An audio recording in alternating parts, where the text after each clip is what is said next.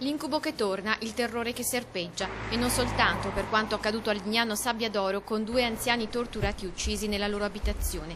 Anche il veneziano si sente sotto assedio da parte di una criminalità sempre più feroce, spietata e brutale. Come è accaduto la notte scorsa a Tombelle di Vigonovo, dove 5 banditi hanno picchiato e legato un anziano di 71 anni. Volevano la cassaforte, ad ogni costo, e per convincere la vittima a parlare non hanno esitato a schiaffeggiarla. Soltanto quando si sono resi conto che non esisteva alcun nascondiglio blindato hanno desistito. La banda è fuggita con un bottino di 400 euro che l'uomo aveva nascosto in auto. L'allarme è scattato alle 2 dopo che il 71enne, con mani e piedi legati, è riuscito a trascinarsi fino all'ingresso e a chiedere aiuto.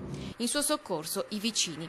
A Vigonovo ormai serpeggia il terrore, anche perché soltanto lo scorso 8 maggio, in un'altra frazione, quella di Galta, si era registrato un episodio analogo. 2 malviventi, armati di coltello e pistola, avevano rapinato un 75enne.